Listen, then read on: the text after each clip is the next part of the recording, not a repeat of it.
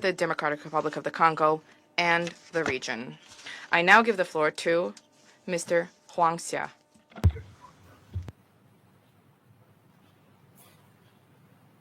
Monsieur le Président, distingués membres du Conseil de Mr. President, members of the Security Council, Excellencies, ladies and gentlemen, I wish to take this opportunity to thank you for granting me the opportunity to speak before the Security Council to take stock of the recent developments in the Great Lakes region.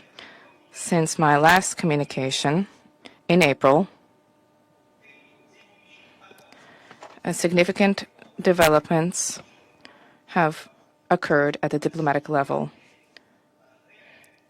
There has been a real hope was generated for a ceasefire that will help to pave the way for a lasting and definitive resolution in the east of the DRC.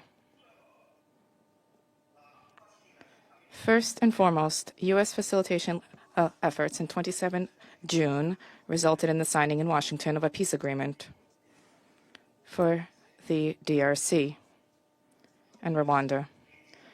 I thank the United States for their key contribution to this major step forward. A number of meetings were held since then,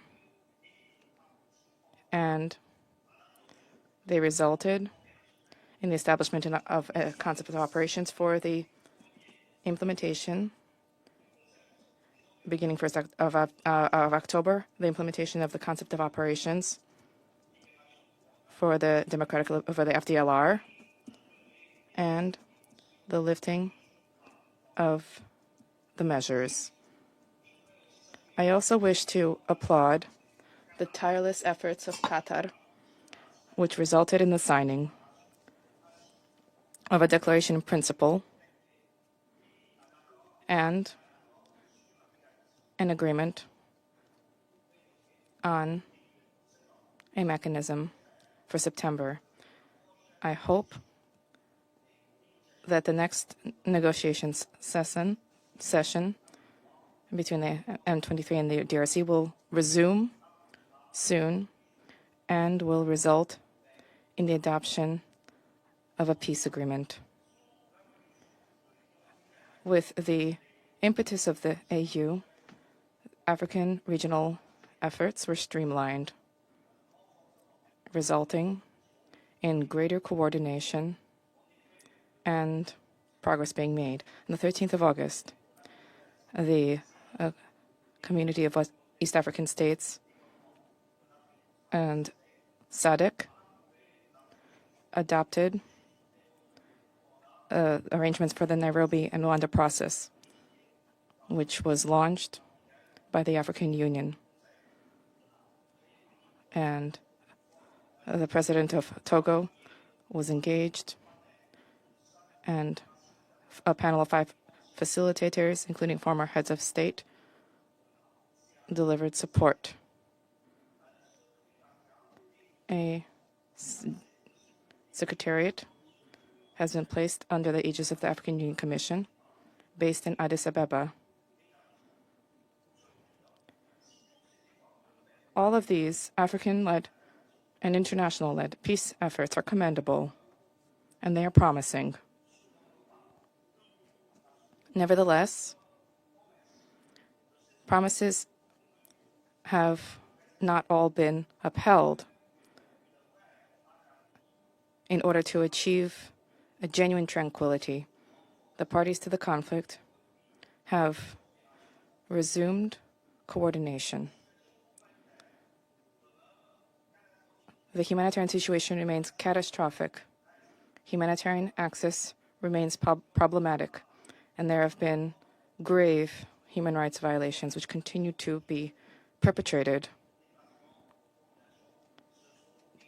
targeting civilians. As was recalled by the representative during the presentation to the Security Council in September, the deteriorating situation on the ground highlights a dangerous trend which is liable to undermine regional security. The interpreter apologizes. Sound quality is poor. There has been a shifting of the front lines towards the south of Kivu.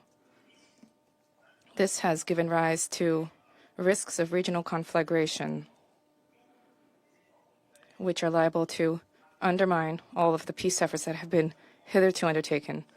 Mr. President, distinguished members of the Council, in this particularly alarming context, what more can be done to alleviate the plight of the civilians, to avoid escalation of the conflict, and to prevent de-escalation of the entire Great Lakes subregion? I wish to take this opportunity to share some priorities which can help to bring about a resolution to the crisis so that we can work hand in hand towards the attainment of our shared objective, peace. The uppermost priority is an immediate, unconditional ceasefire. I wish to remind all parties on the ground of their need to comply with the relevant Security Council resolutions, as well as the commitments undertaken under the Washington Agreement, and to uphold rule of law. Second, there is a need to extend full political support to ensure the implementation of the Washington Agreement and to uphold rule of law. We support UN entities in the region, and they continue to liaise with the facilitators for these two processes to support the implementation of the relevant provisions, specifically in terms of the repatriation of armed groups, foreign armed groups, and mobilization of resources, as well as the need to tackle the root causes of the conflict. I also wish to stress that there's a need to support efforts, and UN support is being delivered for peace efforts on the basis of our respective mandates and the relative advantages. We have significant global and complementary support for the efforts of African and international partners. I wish to take this opportunity to applaud and to encourage the discussions underway on regional economic cooperation. This is a promising dimension of the Washington process, in light of the fact that among the structural elements of the crisis, there is the question of illicit exploitation of natural resources. In this respect, my Bureau intends to continue to advance our advocacy and technical support being provided for the International Conference on the Great Lakes region in order to shore up traceability, accountability, and transparency mechanisms in the provision in the supply chains for minerals in the region. My office also stands ready to engage with the parties and facilitators in order to support or contribute on the basis of our expertise to this new framework for regional economic integration, which is taking shape. Third, supplemental additional efforts are necessary in order to provide for unified and effective and efficient African mediation. I intend to build upon the Secretary General's good offices, as well as the coordination efforts of international partners, specifically within the International Contact Group on the Great Lakes region, in order to support the African Union in its peace initiatives. In this vein, we will continue to liaise with the African Union, both at the level of the Commission and with the leadership of the Conference of Heads of State, in order to strengthen coordination and partnership of the AU-UN on resolving the crisis in the east of the DRC.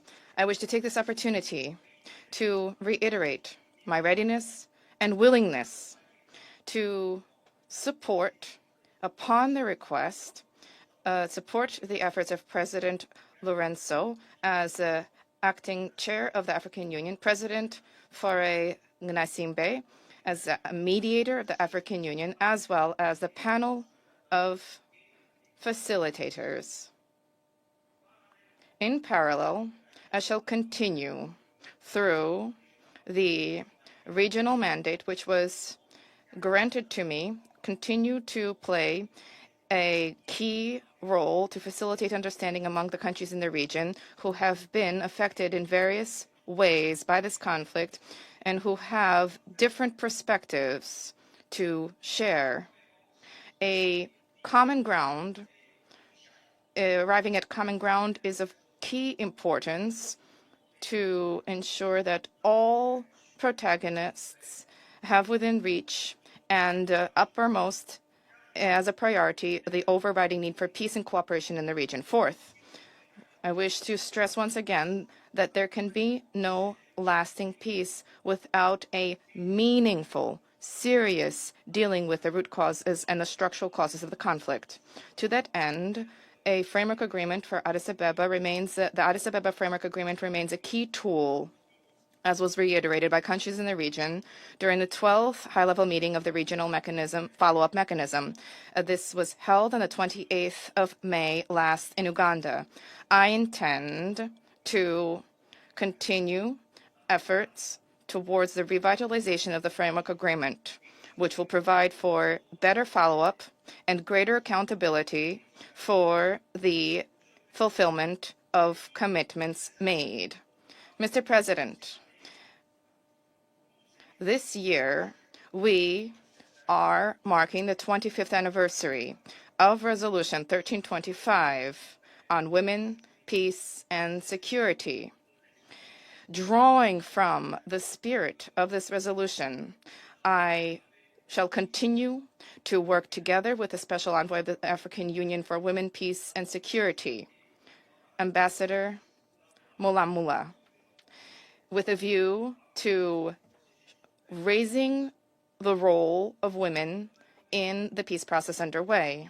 In the same vein, in cooperation with MONUSCO, my office has extended support to the mission in Kinshasa last July, and facilitators and former presidents, Madam Catherine Samba-Ponza and Madam Saleh-Wok Zewde, responsible, respectively, for matters of inclusion of women, civil society, and humanitarian matters within the panel.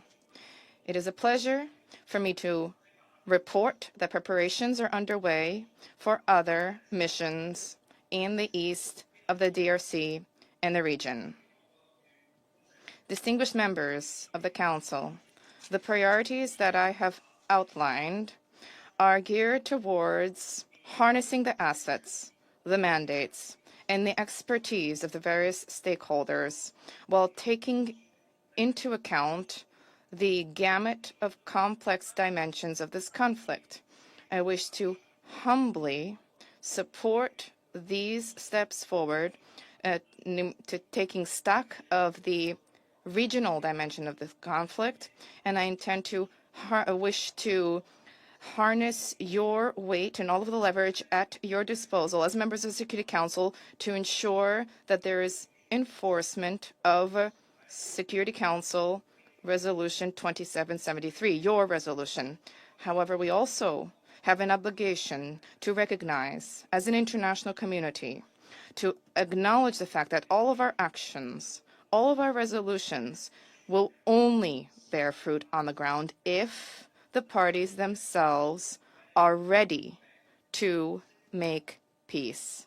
This is why, and with this I shall conclude, I call upon the main stakeholders, namely the fraternal countries in the region, to resume direct and frank dialogue, and to adopt all of the necessary provisions to end this war once and for all.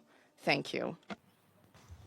Я благодарю господина. I thank Mr. Juanster for his briefing, and I now give the floor to those members of this